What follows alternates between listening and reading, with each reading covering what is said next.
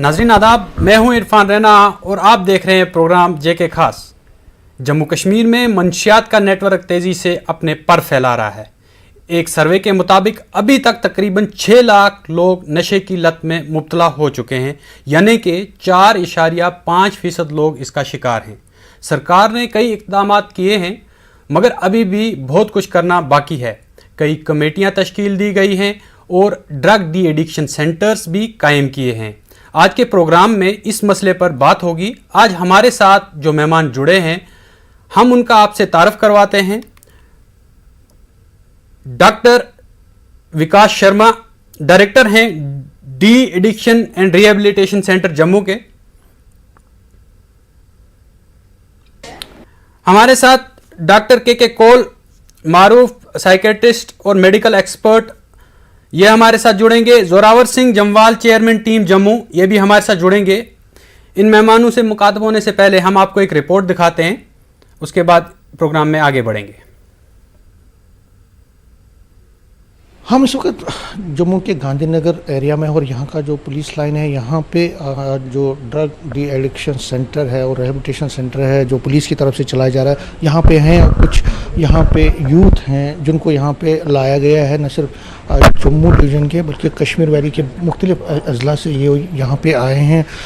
जो पुलिस का एक पहल है, पुलिस की एक पहल है कि जो ड्रग में मुलविस जो हो जाते हैं, जो यूथ हो जाते हैं, उनको रिहेबिलिटेट करना, उनको ट्रीटमेंट देना, उनको अच्छी तरबियत देना और उनको समझाना। और इसके तहत ये कोर्सेज यहाँ पे चलाए जाते हैं। और जो ये यूथ हैं, ये डिफरेंट जैसे हीरोइन है या ड्रग की बाकी जो चीज़ें हैं उनमें वो मुलविस हो जाते हैं, तो उनको उस झंझट से, उस चीज़ से बाहर निकालने की एक पुलिस की तरफ से ये कोशिश की जाती है। और उसी के तहत इन जो नौजवानों को यहाँ पे लाके यहाँ पे उनको तरबियत दे के, अच्छी ट्रीटमेंट दे के और रिहेबिलिटेट करके उनको वापस अपने घरों में भेजा जाता है। हमारे साथ कुछ यूथ हैं जिनसे हम बात करेंगे और जानेंगे कि कितना फ़ायदा इस रिहेबिलिटेशन जो ड्रग डी एडिक्शन सेंटर से हुआ है। तो ये बताइए कितना फ़ायदा हुआ, कब क्या हुआ था आपको, किस तरह से आपको यहाँ पे कब ला? ड्रग एडिक्ट था, रोज़ सुबह शाम दोपहर करता था। जब से मैं यहाँ से आया मुझे 15-20 दिन हो गए।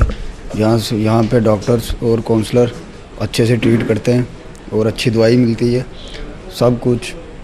जैसे हमें पहले मतलब ड्रग ना मिले तो हम ऐसे ही मजबूर होते हैं, यहाँ पे आने से हमें दवाई, अच्छी टेबलेट्स, डॉक्टर काउंसलिंग करते हैं हमारी, उससे हमें थोड़ा बहुत और बहुत ज़्यादा ही थोड़ा सोच में ही फ़र्क पड़ जाता है कि ये चीज़ अच्छी नहीं है, इसको छोड़ दिया जाए और इसे हम अब छोड़ना ही चाहते हैं। I am an addict. I was using heroin from the last 7 to 8 years. That's why I came here for my drugs addiction. यहाँ के काउंसलर्स और जो मैम है they are very cooperative, staff is very helpful. जो हमें medicine दी जाती है और जो हमारी काफ़ी हद तक क्रेविंग को रोक देती है और हमारी सोच को यहाँ पर बदला जाता है ताकि हम बाहर जाके नशा ना उठाएं दोबारा। तो एवरीथिंग इज़ वेरी हेल्पफुल है। तो आप क्या मैसेज देंगे लोगों को जो इसमें मुलविस होते हैं, नौजवान, बहुत ज़्यादा ड्रग का बहुत प्रॉब्लम है? यूथ को तो यही मैसेज दिया जाएगा कि ये ड्रग्स में कुछ नहीं रखा है, it's your life, it's your choice, whether you use और यू लूज़। आप जो है जैसे आप अब कितनी बेहतरी आपको अपनी महसूस हो रही है? और 70 to 80% I am fine right now. तो और अभी मेरे जितने भी दिन रह चुके हैं मैं इनका शुक्रगुजार हूँ। I am very grateful to our MDs। कुछ जो नौजवान हैं मुख्तलिफ जगहों से यहाँ पे आए हैं, उनको अच्छी बेहतरी मिल रही है, उनको ट्रीटमेंट अच्छा दिया जा रहा है, उनकी काउंसलिंग की जा रही है डॉक्टरों की तरफ से, और उसका नतीजा अच्छा, मुस्बत नतीजा सामने को मिल रहा है। और ज़्यादातर जो नौजवान यहाँ पे आ रहे हैं वो अब ठीक हो रहे हैं और घरों को जा रहे हैं। और ये सिलसिला हमेशा चलता रहा है और हमेशा ये जितने भी यहाँ पे लोग आते हैं, जितने भी नौजवान आते हैं, उनका इस तरह से ट्रीटमेंट, काउंसलिंग की जाती है। और उनको ये भी कहा जाता है कि जब वो यहाँ से निकले तो जो बाकी नौजवान हैं जो इसमें ड्रग्स में मुलविस हुए हैं उनको जागरूक किया जाए, उनको अवेयरनेस वो करे और उनको अवेयर करके उनको भी इस दलदल से बाहर निकाले। कैमरामैन चांद के साथ में समीर भट्ट, न्यूज़ 18 जम्मू। इस वक्त हमारे साथ Vikas Sharma director de addiction and rehabilitation centre Jammu वो मौजूद हैं और हमारे साथ समीर भट्ट ग्राउंड ज़ीरो से मौजूद हैं। आप दोनों का खैर मकदम है प्रोग्राम जेके खास में। विकास साहब, आपसे मेरा एक सवाल है कि आप इन्हें किस तरह का ट्रीटमेंट देते हैं और किस तरह के मरीज़ आपके पास आते हैं जो नशे में मुब्तला होते हैं और किस तरह की ड्रग्स का इस्तेमाल करते हैं, और आपको कितनी मुश्किलात का सामना करना पड़ता है इन्हें ट्रीटमेंट के वक्त, और किस तरह की मंशियात का इस्तेमाल करते हैं जो आपको आज तक सबसे ज़्यादा मुश्किल लगी, जो इनके लिए सबसे ज़्यादा बर्बादी का बायस बनती है, इनकी सेहत के लिए, इनके जहन के लिए, इनकी नशोनुमा के लिए? जी जी, थैंक यू इकबाल जी। बात ऐसी है कि एक तो हम लोगों को सबको मालूम है कि जो भी सिचुएशन है आज हमारे स्टेट की, और किस तरीके से ये फैल रहा है। जो हमारी ट्रीटमेंट प्रोटोकॉल है वो ये है कि जो इनिशियल 7-8 दिन जो उनका डिटॉक्स करना है वो हमारे साइकेट्रिस्ट हैं डॉक्टर मनमीत सिंह जी, वो इनका चेकअप करके इनके जिस तरीके के इनके सिम्टम्स हैं और जो ये ड्रग लेके आ रहे हैं उसका कैसे उसको एंटीडोट देना है या उसका कैसे ट्रीटमेंट करना है वो उनके प्रोटोकॉल से और उनकी डायरेक्शन से चलता है। वो हमारे जो फार्मासिस्ट हैं यहाँ पर वो उस चीज को आगे उनकी डायरेक्शन पे आगे काम करते हैं।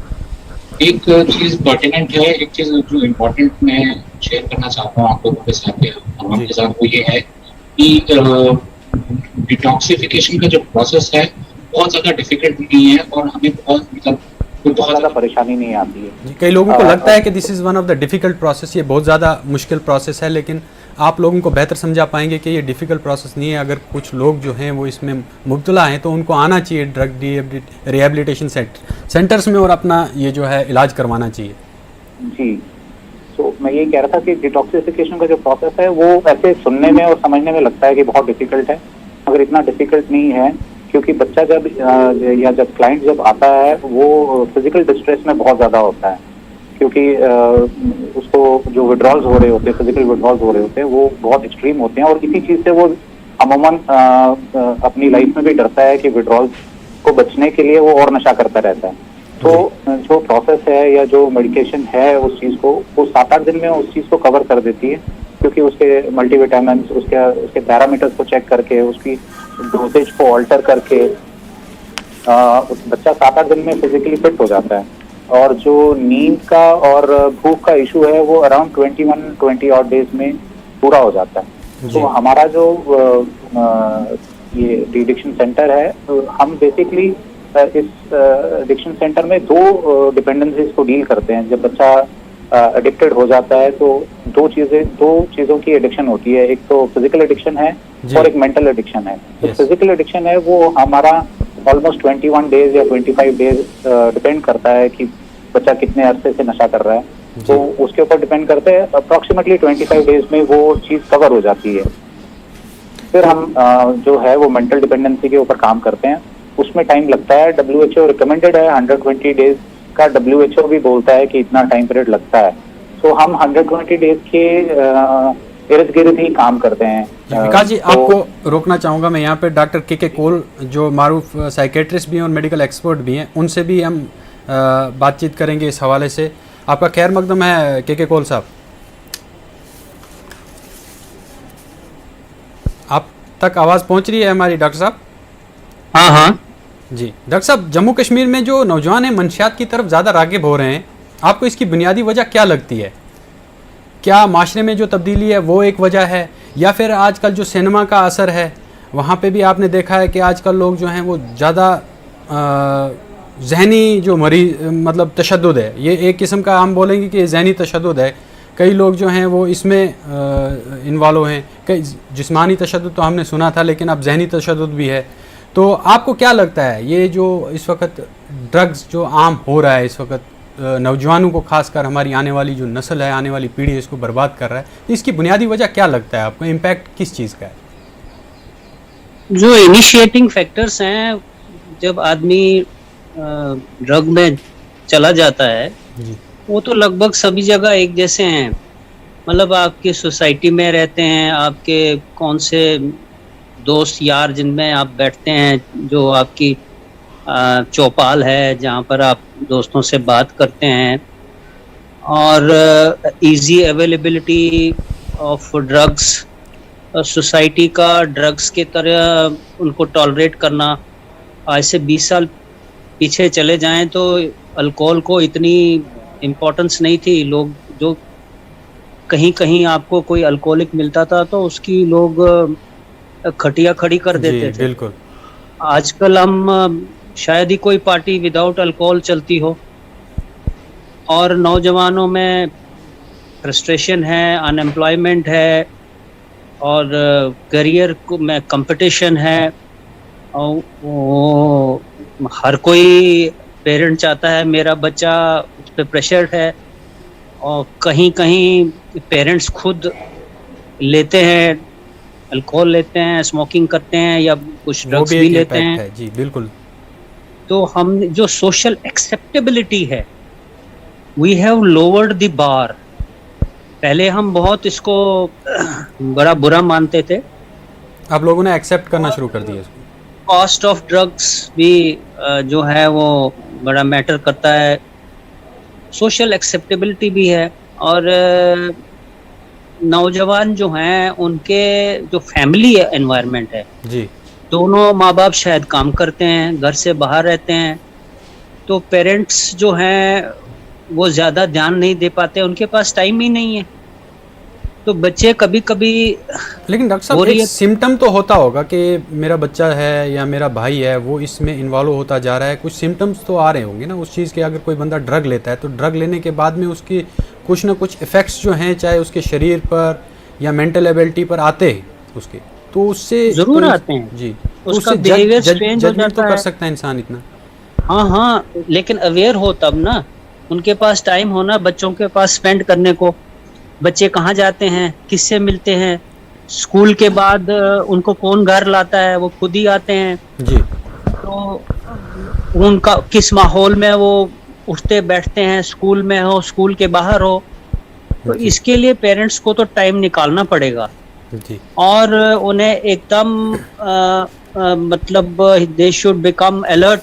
जब बच्चा बड़ा बिहेव अजीब सा करता था, या गंदा रहने लगा है, या उसको कुछ कहीं पर आपको लगता है फोड़े निकले हुए हैं, या कुछ पैसे मांगता रहता है, और घर में कुछ चीजें शायद गायब होती हों, शायद पैसे गायब होते हों, जी क्योंकि बच्चा पहले जैसा नहीं रहा, बड़ी जी। अजीब अजीब हरकतें करता है, अजीब अजीब डिमांड्स करता है, नहाता नहीं है, अपनी पर्सनल हाइजीन को नेग्लेक्ट करता है, जी एग्रेसिव भी होता है, और इतना एग्रेसिव पहले कभी नहीं होता था। जी तो दिस शुड अलर्ट। और जी डॉक्टर साहब बच्चे इधर को हमारे साथ में जोरावर सिंह जम्वाल साहब, चेयरमैन टीम जम्मू के, वो भी जुड़ चुके हैं।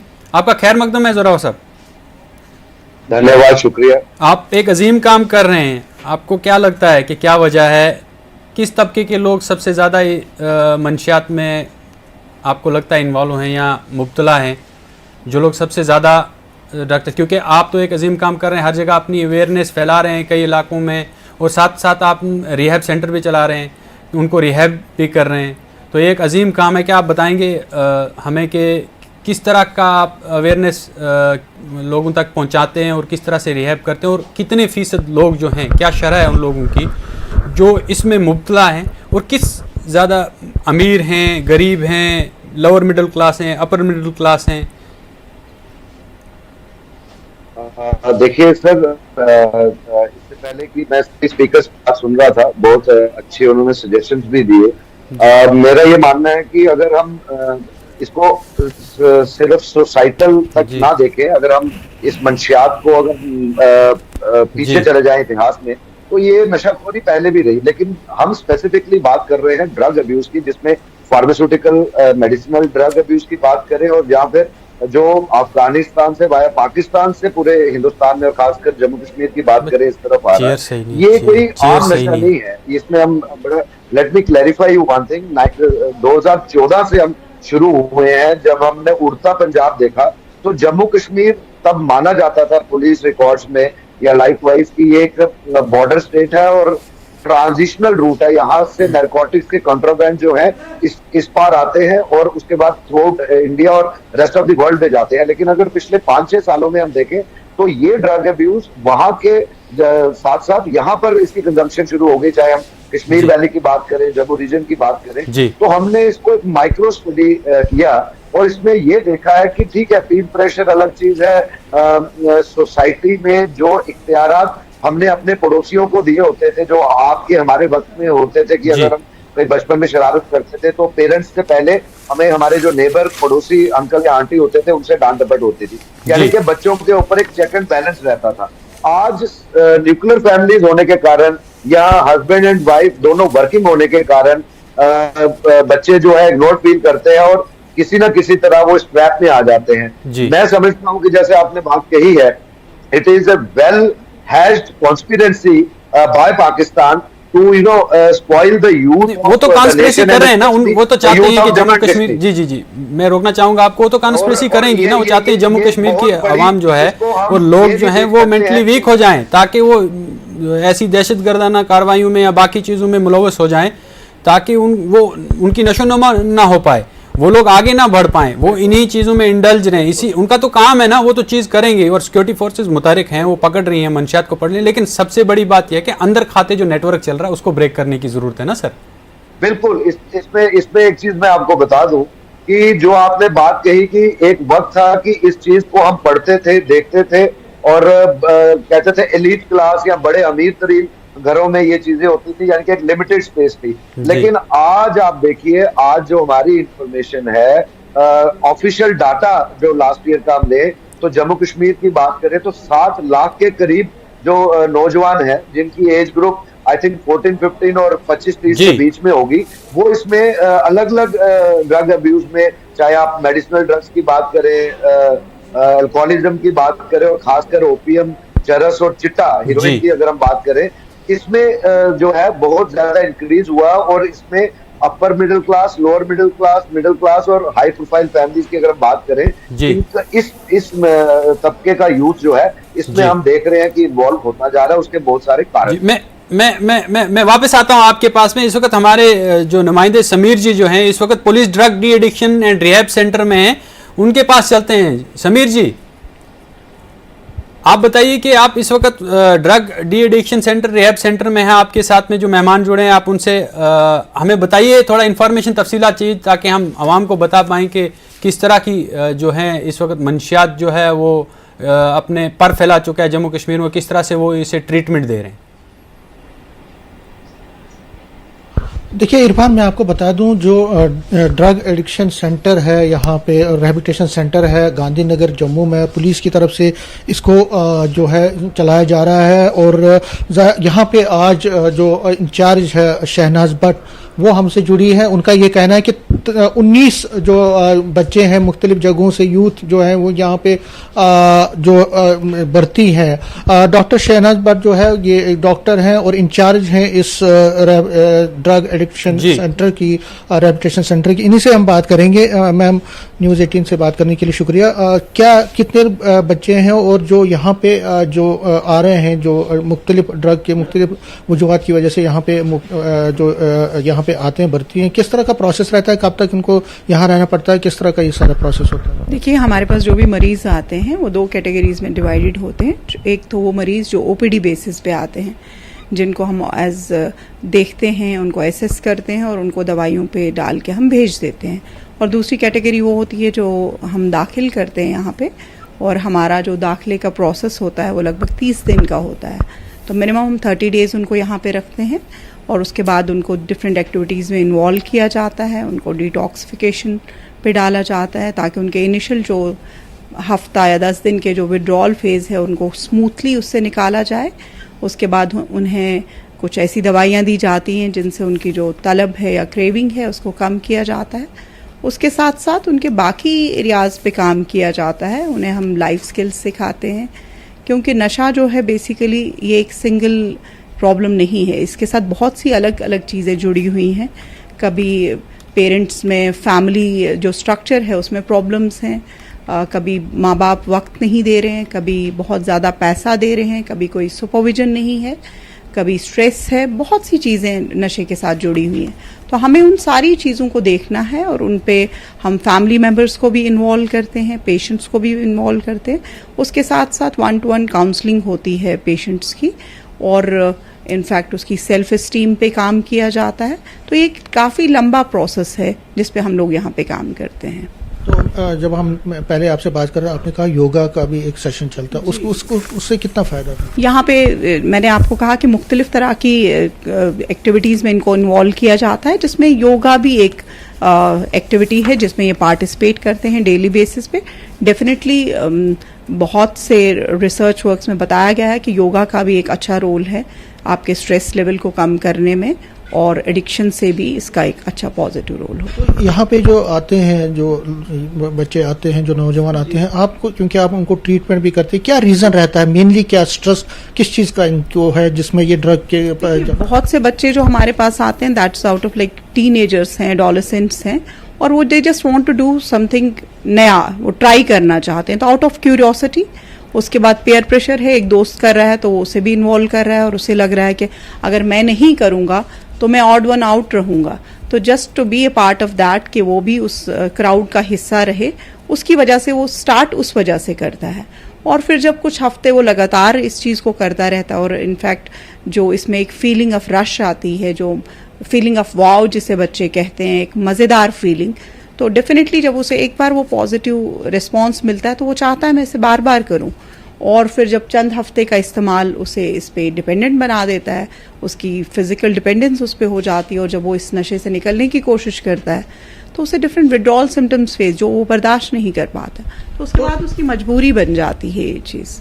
ठीक है, तो आप देख सकते हैं इरफान की जो शहनाज भट्ट, जो डॉक्टर शहनाज भट्ट, उनका ये जो इंचार्ज है यहाँ पे, उनका ये कहना है कि मुख्तलिफ वजूहत है, स्ट्रेस है, कोई लोग शौकिया भी इसको लेते हैं और फिर इसकी लत पड़ जाती है, और 30 दिन का इनका एक प्रोग्राम रहता है जिसमें ट्रीटमेंट है, काउंसलिंग है, योगा सेशंस होते हैं, ग्रुप डिस्कशंस होते हैं ताकि जो स्ट्रेस लेवल है उनकी वो कम हो जाए। तो 30 दिन का सेशन रहता है और उसके बाद उनको डिस्चार्ज किया जाता है। तो ये हर जगह तकरीबन जहाँ पे पुलिस की तरफ से या NGO की तरफ या गवर्नमेंट की तरफ से जितने भी रिहैबिलिटेशन और डी एडिक्शन सेंटर जो है ड्रग के वो चलाए जाते हैं, तो वहाँ पे ये सिलसिला चल रहा है। और हर जगह बहुत शुक्रिया समीर जी, बहुत शुक्रिया समीर जी। हम जो मैं जोरावर साहब के पास चलता हूँ, आप ग्राउंड जीरो पे काम करते हैं, तो आपको लगता होगा सबसे ज़्यादा इन्वॉल्वमेंट मतलब किस तबके का रहता है? मैं आपसे ये जानना चाह रहा हूँ कि इन जो बच्चे अमीर घरानों से हैं, गरीब घरानों से हैं, अब तो थोड़ा ट्रेंड भी चेंज हो गया, हर जगह पे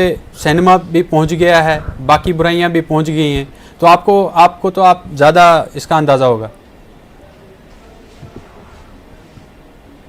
नहीं, ये चीज़ें जो है देखी जाती थी, लेकिन आज के वक्त की अगर हम बात करें तो चाहे वो गरीब का बच्चा है, मिडिल क्लास है या अमीर तरीन, तो वो जो कॉलेज लाइफ अगर हम कहें या +2 की लाइफ है, वहां पे बच्चे एक जैसे समझते हैं एक दूसरे को। जैसे अभी डॉक्टर शहनाज जी की मैं बात सुन रहा था, बिल्कुल ठीक कहा इन्होंने, पीर प्रेशर है और I will be out, odd one out, ये भी बहुत बड़ी बात रहती है, क्योंकि जो बच्चा फर्स्ट टाइम इसको एक्सपीरियंस करने की कोशिश करता है, तजुर्बा करने की कोशिश करता है, उसको ये मालूम नहीं है कि ये 2 या 3 डोजेस के बाद उसकी कंपल्शन बन जाती है जब तक वो प्रॉपर रिहेबिलिटेशन सेंटर में ना जाए। और जैसे शुरुआत में हम बात कर रहे हैं कि आज का जो सर्वे जो हमारी नेटवर्किंग है, जो हमारे वॉलंटियर्स हैं, entire Jammu region, Jammu province की बात करें, जो हमारे पास रिपोर्ट्स आ रही है, वो मैक्सिमम बाय एंड लार्ज जो ट्रैपिंग हो रही है वो +2 ऑनवर्ड से लेके 11-12 ऑनवर्ड से लेके कॉलेज लाइफ की जो ये हम बात करें, इसमें ज्यादा इन्वॉल्वमेंट यूथ की दिख रही है। और सबसे बड़ी बात की जैसे 12th standard is very important, और माँ बाप का ये प्रेशर रहता है, वो उसकी और क्वालिटीज नहीं देखते हैं। बड़े अफसोस से मुझे कहना पड़ता है कि parents put on the pressure, you will have to do this thing, आपको ये मकाम हासिल करना है। हो सकता है कि उनका नौजवान बच्चा स्पोर्ट्स में, फाइन आर्ट्स में या किसी और उसमें ज्यादा अच्छा कारकर्दगी दिखा सकता हो, लेकिन ये कहना है कि मैं आपको रोकना चाहूंगा, वक्त की थोड़ी कमी है। मैं डॉक्टर साहब के पास जाना चाहूंगा। डॉक्टर साहब, आप अपने फाइनल कमेंट्स दें इस पे कि क्या हिकमत अमली होनी चाहिए इसको रोकने के लिए, सरकार की भी और आम लोग जो हैं उनकी। सबसे पहले तो अवेयरनेस करनी है जी। दूसरा स्कूलों में ही बता देना चाहिए। मैं तो अपने क्लिनिक में लोगों को बोलता हूँ कि सब्सटेंस यूज जो है हम मुंह से करते हैं जी, मुंह के आगे पीछे आप देखिए कितनी इंद्रियां हैं, आंखें हैं, बिल्कुल बिल्कुल कान के नजदीक हैं, जीभ तो है ही है। जी। और डॉक्टर साहब नाक भी 30 है। सेकंड में बताइए क्योंकि वक्त बहुत कम है। क्योंकि हमें जो चीज अंदर लेनी है, हमें उसकी फार्माकोलॉजी, उसका हमारे बॉडी पर क्या असर होता है, जी, ये स्कूल में, कॉलेजेस में अच्छी तरह से बच्चों को समझानी चाहिए। बिल्कुल। दूसरा, रिक्रिएशन एक इम्पोर्टेंट ह्यूमन बिहेवियर है। कौन सी रिक्रिएशन हेल्दी है और कौन सी अनहेल्दी है, इसके बारे में तमीज करना बहुत जरूरी है। बिल्कुल स्कूल बिल्कुल। मैं विकास जी के पास जाना चाहूंगा। मैं विकास जी आप थोड़ा फाइनल कमेंट दें इस पे क्योंकि वक्त बहुत कम है, 30 सेकंड में। जी, मगर एक रिक्वेस्ट और करूंगा, हमारे साथ डॉक्टर मनदीप पे जुड़े हैं, 30 सेकंड इनको भी देना। मैं I would like to conclude it. जी, आई जी, एम वेरी ग्लैड जी। जोरावर जी ने बहुत अच्छे जी, बिल्कुल, बिल्कुल। Doctor Shehnaz, really very grateful she spoken. एक पॉइंट मिस आउट हो रहा है जो हम जिसको हम जेनेटिक फैक्टर बोलते हैं। जेनेटिक जी, फैक्टर बिल्कुल, बताइए। बहुत कंट्रीब्यूट करता है एडिक्शन को, और पेयर प्रेशर जैसे आप बात कर रहे हैं, और जो ये एक और चीज बोली जोरावर जी ने, बहुत इम्पोर्टेंट है। डॉक्टर साहब भी अभी बोल रहे थे कि अवेयरनेस ग्राउंड जीरो से शुरू होनी चाहिए, और बहुत काम हो रहा है ऑलरेडी जम्मू में अवेयरनेस को लेके। पुलिस से और काफी सारे एनजीओ जुड़े हुए हैं, हम लोग भी जुड़े हुए हैं 6 साल से, तो बहुत डिटेल में काम हो रहा है। But awareness as such awareness होनी चाहिए और हर ग्राउंड लेवल पर हर जवान के पास ये अवेयरनेस, स्कूलों में और हर जगह पे इसकी अवेयरनेस होना ज़रूरी है। तो आज हमारे पास टाइम की कमी थी। अगले हफ्ते पीर के दिन फिर मुलाकात होगी। हमें दीजिए इजाज़त। आप सभी मेहमानों का बहुत बहुत शुक्रिया। आप देखते रहिए न्यूज़ 18 उर्दू और मुझे दीजिए इजाज़त। आदाब।